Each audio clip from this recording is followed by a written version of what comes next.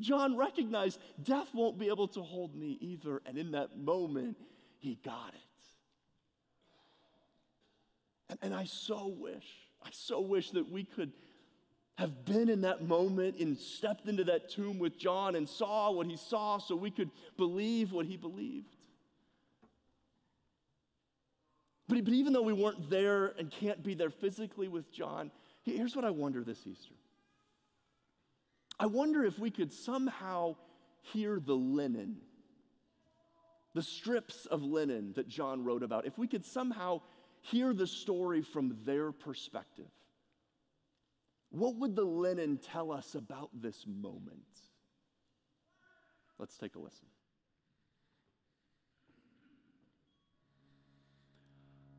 I have held this man for 3 days, bound death within his bones for 3 days. I have made mine to be nothing more than mere tombstone.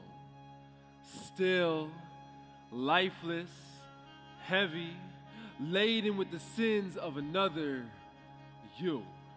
I've felt your pride bludgeoning bruises into his brow. I've heard the tearing of his beard as your coins jingle a betrayal, trading that which fades with sunset for someone who would have lasted into your tomorrow. For centuries I have held the bodies of men and women as time stole from them their tomorrow. For centuries I have seen skeletons walk in daylight. I've heard bones clatter to the applause of mankind. I've seen phalanges reach for fulfillment in that which never enters these walls. These walls are void of life, hollowed like cage of rib that once searched for love but now captive to rejection. I have seen the mind chase addiction only to be left longing. Who would have thought that the mind would thirst for anything less than what is righteous? Corpses are prone to exhale rebellion. So I will forever swaddle their sin, wrap them in condemnation, allow their heart to be so filled with fear that it forgets to beat. And this tombstone will hold truth within these walls. Only tongue will be allowed to lie here. In darkness will cover their eyes like lids, veiling the hope of tomorrow, because their past has brought them here, because your past has brought him here. Messiah, wrapped within my arms, something for which to you ought to forever be grateful. But there's a problem. You see, one that I have not encountered for a millennia. As a matter of fact, for centuries I have held the bodies of men and women as time stole from them their tomorrow. But this man, no, not a man. How could he be? He must be something different. He must be something more. He's not like you. He's not like anyone whom I have held for a millennia. For his blood tastes of lavish love, his stains unending. Who would have thought that forgiveness would be so bloody, that cleansing would come through burgundy droplets?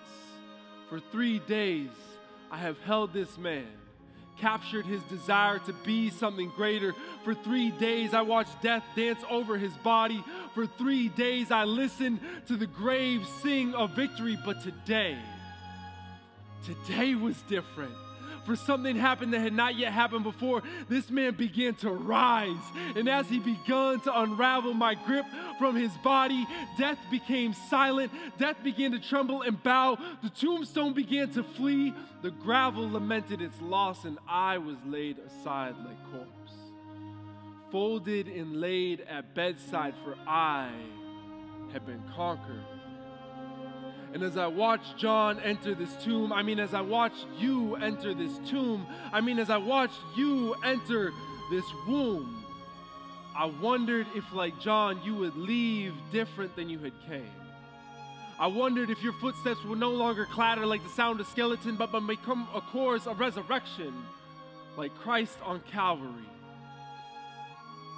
And perhaps the steps that you take will no longer clatter like the sound of skeleton.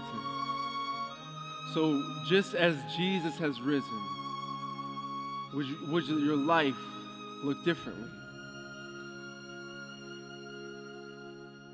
For Christ has unraveled my grip on you. What will you do?